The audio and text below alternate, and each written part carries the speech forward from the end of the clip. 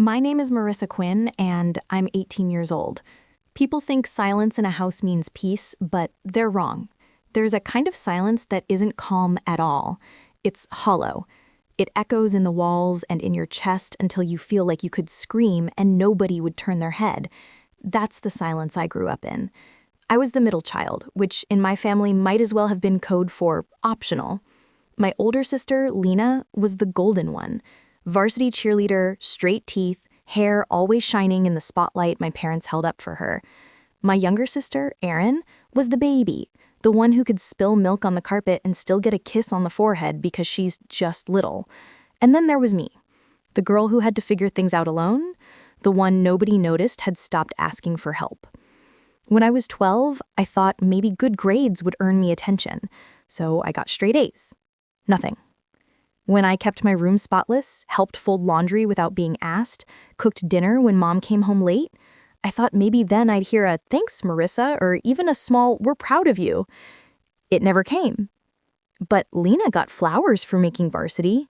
Erin got a brand new Xbox for bringing home a report card with nothing higher than a C. And me? I got silence. Always silence. Birthdays came and went. Some years there was a card. Some years, not even that. When I turned 16, they said it slipped their minds because things were hectic. That night, I sat on the edge of my bed, staring at my phone, waiting for a single message. It never came. It wasn't loud neglect, no screaming, no slamming doors, just a steady drip of indifference that felt heavier than yelling ever could. I cooked my own meals, washed my own clothes, took the bus to school. At some point, I realized I could probably disappear for days and they wouldn't notice. That thought didn't even make me sad anymore. It made me curious. So I decided to test it. When I turned 18, I didn't say a word. No party, no cake request, no reminder. I just waited. At breakfast, nothing. At dinner, still nothing. Not even a passing happy birthday. They didn't remember at all. That night, I zipped a bag closed. Inside was every dollar I had saved from working part-time at the bookstore down the street. Not much. Barely enough for a few weeks of rent. But it was enough for an exit. I didn't slam the door. I didn't even leave a note. I just walked out. And you know what? No one called that night. Not the next day. Not for weeks. At first, I checked my phone compulsively. I thought maybe they were waiting for the right time, or maybe they assumed I was sleeping over at a friend's house. But the days stretched into weeks. The silence never changed. They didn't notice. And somehow that didn't break me. It freed me, because if I could disappear so easily, then maybe I had never really belonged to them in the first place. So I made myself a promise that night. If they weren't going to check in on me, I wouldn't go back. The first weeks on my own weren't glamorous, but they were mine. I moved into a cramped apartment with a guy named Raphael, a friend of a friend who needed a roommate. The floors creaked, the ceiling had brown water stains, and the heater coughed like it was on its last breath. But the silence there was different. Not suffocating, not hollow. It was the good kind. The kind where I could finally hear myself think. I got a job at a diner 2 blocks away. Morning shifts waiting tables, then evenings flipping burgers when someone called out. Greasy, chaotic, loud, but I liked it. For months, effort meant something. No one knew my family. No one measured me against Lena or spoiled Erin. They only cared if I showed up, worked hard, and cleaned up after myself. For the first time in my life, that was enough. That fall, I enrolled in community college. Financial aid covered part, and the rest I paid with diner tips, weekend shifts, and too many meals of canned soup. Exhausting, yes, but for the first time, I felt a purpose humming in my chest. I didn't tell anyone about my family. When people asked where I was from, I let them assume. Some guessed I was fostered or aged out of the system. Others thought I'd been kicked out. I let them believe it. The truth that I had parents who simply forgot I existed was harder to explain. Every now and then, something pulled me back for a moment. A mother hugging her son at the bus stop, a father helping his daughter carry groceries, and for just a second, I'd feel that sting, like I'd been robbed of something everyone else got for free. But then I'd remember how long it had been since I left. No one ever came looking. No call, no text, nothing. And that just confirmed what I already knew. I didn't leave them. They let me go. And that's when my story really began. The first morning I woke up away from home, I didn't know where I was. Light leaked through a crooked blind, dragging a slanted bar across the ceiling. I lay there, listening. No clinking dishes, no TV murmuring from a distant room, no footsteps pacing past my door. Just a radiator coughing itself awake and the hum of traffic 3 floors down. The silence pressed around me, and for a heartbeat, I braced for the old feeling, the hollow one. It didn't come. This silence was rough around the edges, but it belonged to me. Raphael knocked once and cracked the door. "Hey, roommate, you still alive?" "Barely," I muttered, pushing up on my elbows. He grinned. "Coffee is a miracle worker. I made some. Ignore the mug with the chipped lip. Or don't. We're not fancy here." We weren't. The apartment sagged in corners and kept secrets in the paint. Brown water stains shaped like continents, a patch of wallpaper that peeled like sunburn, a window that stuck stubbornly in the winter, but it had a lock I held the key to, and a front door that only opened when I wanted it to. I carried my toothbrush to the narrow bathroom, breathing in the faint scent of cheap vanilla soap and floor cleaner. In the mirror, I looked like someone midway through a transformation. Hair matted, eyes tired. A sigh caught behind my ribs. But there was something else too, a quiet I recognized as mine. The diner 2 blocks down hired me the same afternoon I asked. They didn't care where I was from or why my references were light. They cared that I could move fast, smile through the rush, and lift a heavy tub of iced tea without spilling. On my first morning shift, I met the cook, a woman with shoulders like a linebacker and soft eyes that missed nothing. Her name was Bunny, which didn't match her at all in the best possible way. Rule 1. You talk to table 13 like you're your favorite cousins. They tip like they've forgiven you for something. She jabbed her spatula toward the corner booth. Rule 2. Don't let the toast burn or Gus will set your paycheck on fire. "Gus?" I asked. The owner emerged from the back with a ledger under his arm and a pencil behind his ear, as if summoned by his name. "Toast is sacred, and so are numbers," he said without looking up. I learned to plate eggs without smearing the yolks, to keep the coffee cups topped and the stories short, to sweep my own station at the end of a shift like it was a little cathedral I got to tend to. I smelled like the friar for months, and my shoes lived in a permanent shallow river of mop water, but it felt like a trade I could live with. Effort in, effort out. No invisible scorekeeping. No, we'll remember this later. At night, I collapsed onto the futon I'd bought off a classified ad for $40, listening to Raphael's soft guitar on the other side of the thin wall. He wasn't a talker, thank God, but he loved small kindnesses. A clean mug left upside down to dry. A note on the fridge. "I ate your leftover fries. I'll buy you extra tomorrow." In that apartment, no one apologized for taking up space. We just learned to share it. I started community college that fall. The campus was a collection of low-slung buildings and determined people. Everyone there was juggling something, a second job, a baby carrier, a midlife career pivot. In a place like that, showing up mattered more than showing off. I signed up for intro comp sci plus a general ed class that met at 8 a.m. in a windowless room that smelled like old carpets and peppermints. I kept a notebook for each class, neat handwriting I didn't show anyone, and a calendar app color-coded like a stained glass window. On payday, I stood in line at the bursar's office and paid what I could. Financial aid covered part, the rest came from my pockets and the tip jar. There were nights when the exhaustion pressed me flat. I'd shuffle home after a double shift to an inbox full of assignment notifications and email reminders, and I'd stare at the ceiling for 5 minutes to bargain with time. Then I'd sit up, tie my hair back, and write one paragraph, one line of code, one solved equation, one more small step away from where I started. It wasn't pretty, but it counted. I met Mel in the library, hovering over a recording mic like it might bite. She ran the campus podcast and had a voice made of late-night radio, low, curious, always on the edge of a laugh. "Do you know anything about audio interfaces?" she asked me, squinting at a tangle of cords. "A little," I said. I knew more than a little, but I'd learned not to oversell.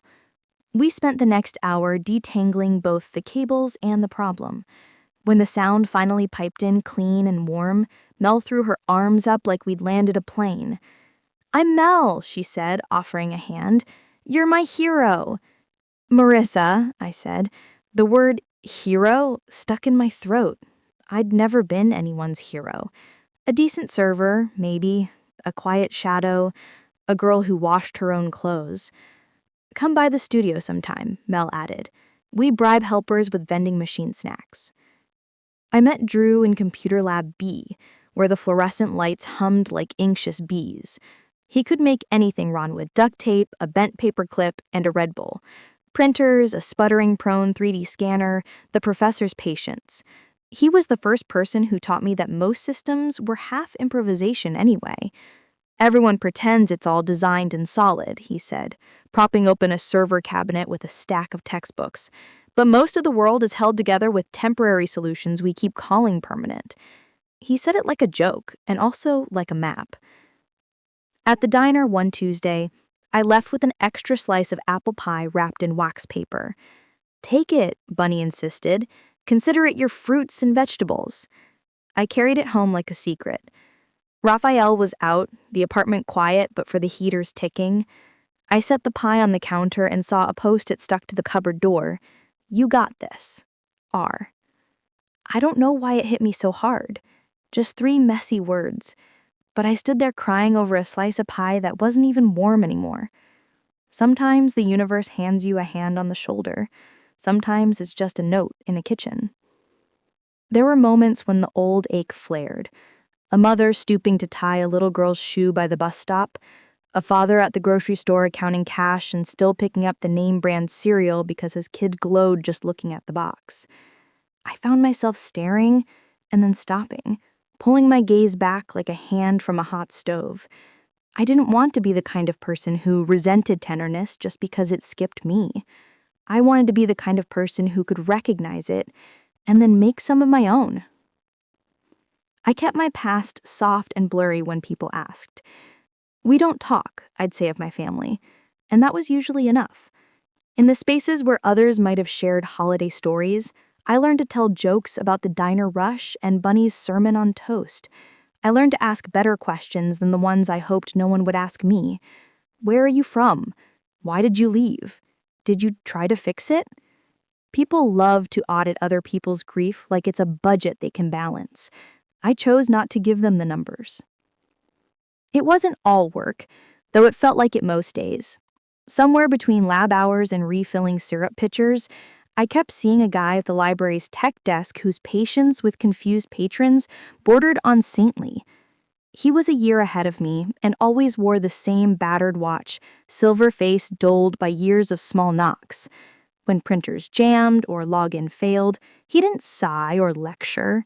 He leaned in and asked, "What were you trying to do? Let's do that together." His name was Lucas. I didn't know much about him then, only that he had a way of listening that made you feel less ridiculous for needing help. I wasn't ready for anything, but sometimes our eyes caught, and I looked away first. Fall tilted into winter, and the apartment learned new tricks. Cold snuck under the window, so we stuffed old towels along the sill. The heater developed a personality, louder but reliable. I found mittens at a thrift store for $1 and discovered the joy of pockets deep enough to hide your whole life. Raphael and I learned to split groceries like a couple that wasn't arguing, with mock seriousness and quietly swapping each other's favorites into the cart anyway. At night, after closing the diner, I'd walk home with my earbuds in. The city looked different in the cold, the air sharper, the streetlights like accidental stars. Sometimes I imagined my parents' house at that same hour. A TV left on, dishes drying in a rack, a hallway light glowing to guide people who never noticed I'd stopped walking those floors. I wondered if they ever paused and felt the shape of me missing. The answer slid through me as gently as the air. If they had, I didn't owe that ache anything. Not my return, not my apology for leaving without a final performance of gratitude, not my willingness to play glue for a family that let me dissolve. Still, the human heart is a messy animal. On my bus rides, I'd catch my reflection in the dark window and try to imagine what I'd say if my mother called. I crafted impossible conversations where she admitted the things that weren't mistakes, but choices. The way she looked past me, the unlit candles on birthdays, the empty chair they called mine on holidays I didn't attend. In those imagined calls, I was calm, she was contrite, and when the bus jerked and the doors slid open, the fantasy dissolved like breath. Then came midterms, and the kind of bone-deep tired that makes everything funny after midnight. I aced the stats exam and barely scraped through a comp lab because the computers crashed 10 minutes into the test. Drew resurrected them like a sorcerer, but not in time to save my missing paragraphs. Bunny slid me a celebratory pancake before my shift and told me to tell the world to look out. "You're a quiet freight train," she said. "By the time they notice you, you've already hauled yourself across the country." I thought about that on a Sunday night, seated cross-legged, on my futon with a half-finished essay and a playlist humming low. I thought about being a quiet freight train, and how that sounded less like loneliness and more like momentum. I no longer waited for applause or permission. My victories were small and private: paid bills, a clean assignment submission, a kindly word from someone who wasn't related to me and therefore owed me nothing. The old silence had been a verdict. The new silence felt like space. Before I turned in, my phone buzzed with an unknown number. I froze, pulse rising. It was nothing, just a promotional message from the bus line, but for a breath, I tasted the future. Someday, maybe, a message would arrive that tried to pull me backward. I'd wondered what I would do if it happened. Standing barefoot on the cold floor, I pictured myself from above. A girl in an unglamorous apartment. A stubborn heater trying its best. A stack of notebooks like stepping stones. A life built piece by piece. "Tell me," I asked the empty room, "who do I become if I answer?" The radiator offered its old cough. I smiled despite myself.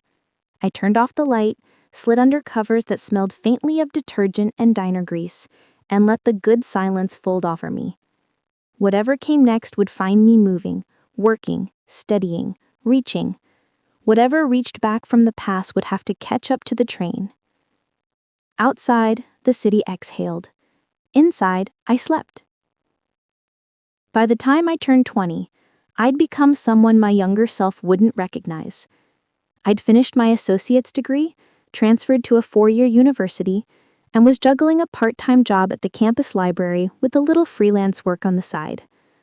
The library job wasn't glamorous, resetting passwords, helping students who swore the printer hated them, but it paid steady, and I liked the rhythm of it.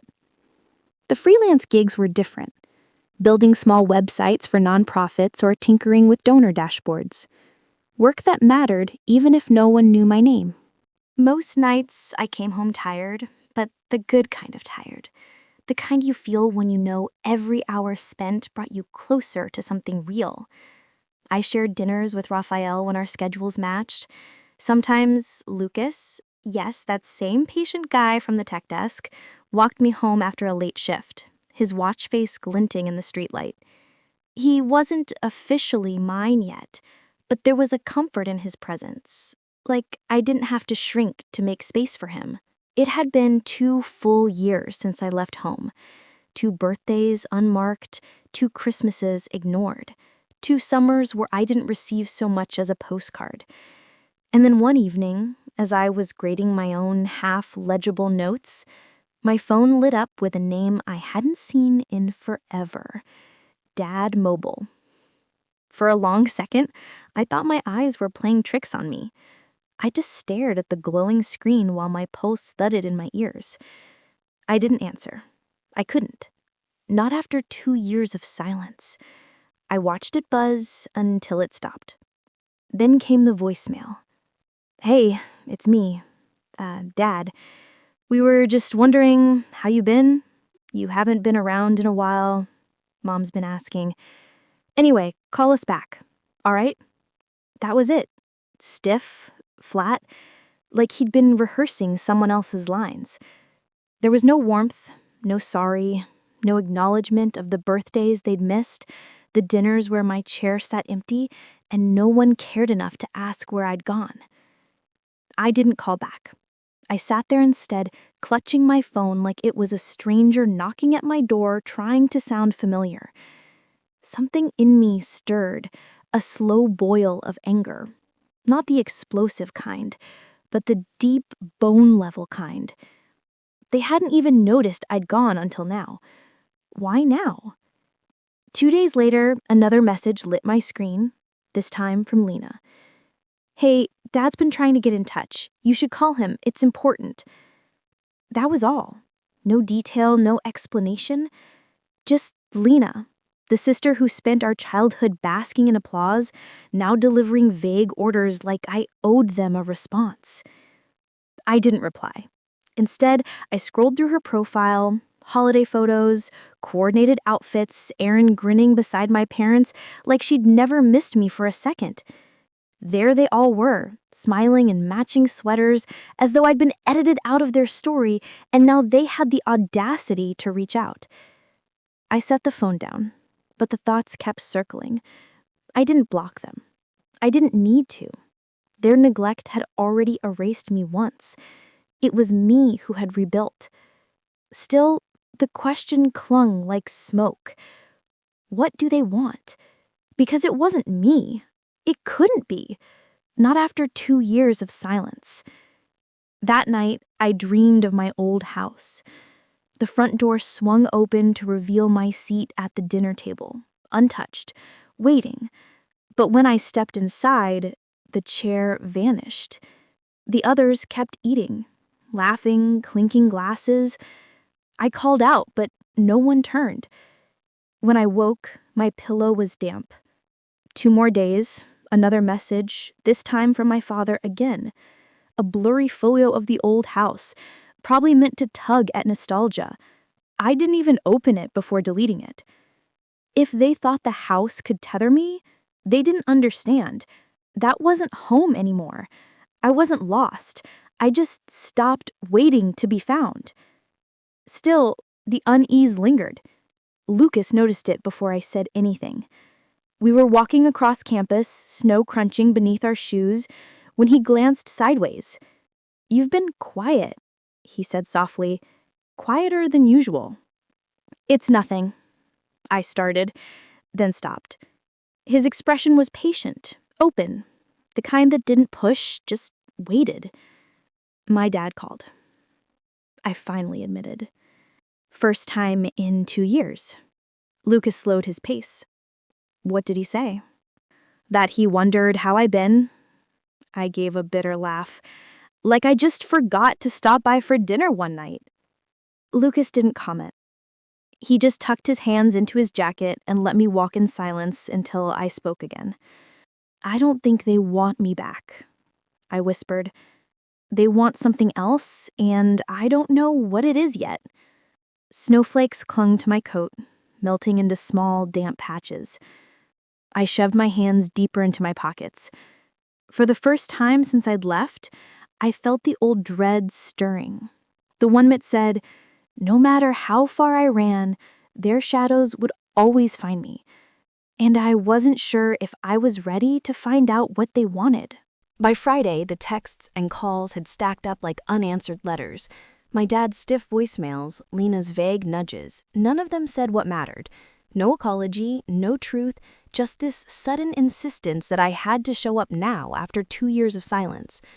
I didn't plan to reply at first, but curiosity nudged at me. I wanted to see how far they'd go. how many half-hearted attempts they'd throw at me before finally saying the words that actually counted. Except those words never came.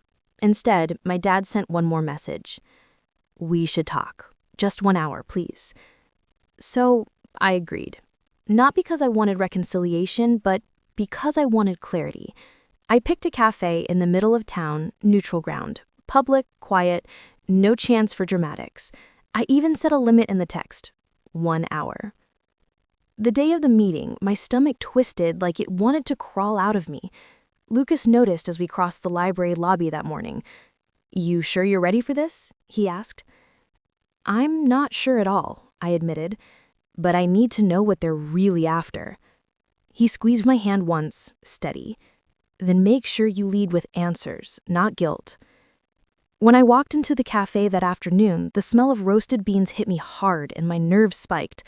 I spotted him instantly. My dad looked older, like someone who'd aged faster in the last 2 years than in the 10 before. His hair grayed at the edges, his shoulders slumped as though carrying a weight he couldn't name. I stayed seated, earbuds dangling around my neck, waiting.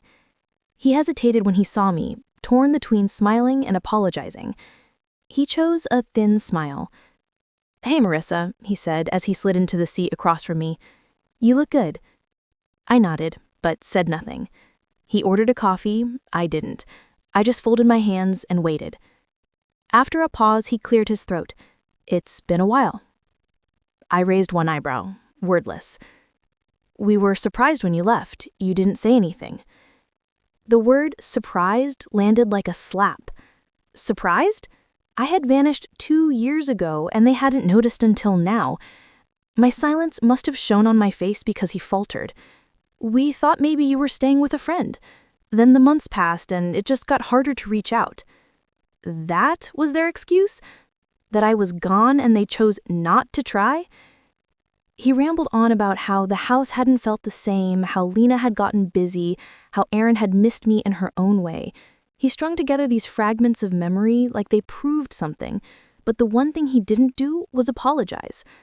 Finally, I cut in. "Why now?" His hand jerked slightly around his cup. "What do you mean? Why reach out after all this time? What changed?" He hesitated, then dropped his eyes. "Your grandmother passed away. The family's been strained. We're trying to reconnect." There it was. Not about me, not about realizing how they'd hurt me, just another crisis, and now they needed the forgotten daughter to glue things back together. I sat back, my chest heavy but clear.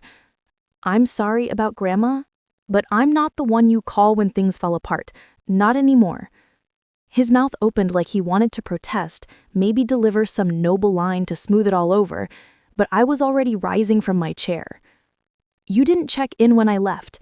You didn't even ask if I was okay, so no, I'm not here for closure. I'm here to make it clear that I've moved on." The scrape of my chair echoed louder than it should have. I put on my jacket without looking back, walked past the counter where the barista steamed milk, and stepped into the cold afternoon air. I didn't feel angry. I didn't even feel triumphant. What I felt was something I'd been chasing for years. Certainty. For once, I didn't need his validation. I already knew where I stood. And that scared me less than the thought of going back. The next morning, my phone buzzed before I even rolled out of bed. A text from Dad. "We should have handled things differently. Your mom wants to see you too." I stared at the screen, half expecting my chest to tighten. Instead, I felt oddly still. They hadn't said sorry. They hadn't even acknowledged the years I spent invisible under their roof. Just another vague message meant to tug me back into orbit. An hour later, Lena chimed in. "Dad's hurt. You didn't have to be so cold." Cold? That word almost made me laugh. I'd spent my entire childhood setting myself on fire just to keep that family warm. I gave them chances, smiles, effort, patience, things I never got in return. And now, when I finally stopped handing over pieces of myself, suddenly I was cold? No, I wasn't cold. I was done. That night, I sat at my desk, laptop glowing faintly against the dark. After rereading their messages, I typed out just one reply. I hope you and Mom are well. I've created a life I'm proud of. I'm not interested in reopening old wounds. Please respect that. I read it 3 times, then hit send. No paragraphs explaining my pain, no list of their failures, just boundaries. Simple, clear, final. When I powered off my phone, the silence that followed didn't feel heavy. It felt like peace. I spent the weekend leaning into that peace. Lucas came over with groceries. He insisted on carrying himself, even though the bag nearly ripped. You didn't have to buy all this, I told him as he unpacked eggs, noodles, and a bottle of cheap red wine. Didn't have to, he said, smiling. Wanted to. We cooked together in Raphael's crooked little kitchen, our elbows bumping in the small space. Lucas chopped vegetables with precise patience while I stirred a sauce that kept threatening to boil over. At one point, he reached over and brushed a smudge of tomato off my cheek with his thumb. For a moment, I forgot to breathe. It wasn't glamorous. Cheap pasta, chipped bowls, heater clanking like it was trying to interrupt us. But it was real, and it was mine. After dinner, Raphael wandered in with his guitar, playing soft chords while Lucas and I washed dishes shoulder to shoulder. The room felt full, not with noise, but with something warmer, the kind of fullness I'd never felt in my parents' house. Later that night, lying awake on my futon, I thought about the 2 silences I'd known. The old silence was punishment, an empty space where love should have been. The new silence was freedom, a space I could fill with my own choices, my own people, my own worth. And I knew then, whatever my family tried next, I wasn't going back. Weeks passed, the calls tapered, then stopped completely. No more voicemails from Dad, no more cryptic texts from Lena. At first, the quiet unsettled me, like waiting for thunder after lightning. But the storm never came. And slowly I realized I didn't miss the noise. For the first time in my life, silence wasn't punishment. It was relief. My days settled into a rhythm. Morning coffee with Raphael's guitar strumming in the background, classes at the university, late-night coding sessions for nonprofit clients, and evenings with Lucas. Sometimes he'd walk me home after his shift at the library, his battered watch catching the glow of the streetlights. We'd talk about everything from the future of AI to the perfect way to boil noodles, and somehow it always felt like more than small talk. One night, sitting on the fire escape with Lucas beside me, I found myself saying out loud what I'd been holding inside. I used to think I needed an apology to move on, I confessed, that if they ever said the right words, if they admitted they were wrong, then maybe I'd finally heal. Lucas didn't interrupt. He just listened, patient as always. But I get it now, I continued, my voice steadier than I felt. Healing doesn't always come from closure. Sometimes it comes from choosing not to explain yourself anymore, from investing in a future that doesn't need their approval. He nodded slowly, then said, "Sounds like you've already chosen." And he was right. I began to see the difference everywhere. Back then, every small act in my family carried strings. A ride home meant I owed them later. A meal cooked meant I had to be extra grateful. A single favor could be twisted into lifelong debt. Now, kindness came without price tags. Mel handed me snacks from the vending machine when I studied late in the podcast booth. Drew fixed my laptop fan with duct tape and a grin. Lucas showed up because he wanted to, not because he needed me to fill a space in some family script. I didn't talk about my parents much. When people asked, I kept it simple. We don't talk. Most didn't pry, and the ones who did, I learned to give them a look that made the questions shrink back into their throats. One afternoon, I did get a message from a cousin I hadn't seen since high school. "Hope you're doing well," it said. I replied politely but briefly, then set my phone down without a second thought. For once, I didn't feel the pull of old obligations. Their orbit no longer held me. Sometimes, late at night, I'd wonder what my life might have looked like if I'd grown up in a family that actually saw me. A mother who noticed my birthdays, a father who asked how I was doing, sisters who didn't treat me like background noise. But then I'd look at where I was now. A warm kitchen with laughter spilling in, a degree within reach, a life I was building with my own hands. I wasn't defined by what I didn't get. I was shaped by what I built anyway, and what I built was enough. Every so often, I'd catch sight of Lena's social media, another family dinner, another holiday photo. I didn't feel anger anymore, not even bitterness, just distance, like watching strangers from a train window, blurry and fading with each passing mile. Because the truth was simple. I didn't walk away to hurt them. I walked away because I deserved better than being forgotten. And I found it. Not in some perfect new family, not in a dramatic reunion, but in the decision to stop waiting, in the choice to live, really live without looking back.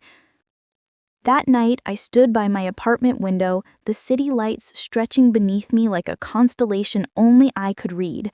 The heater clicked softly, Raphael strummed a tune in the other room, and Lucas's laughter still lingered in my ears. For the first time in forever, I felt whole. And in that quiet, I knew I hadn't been lost. I had finally been found by myself.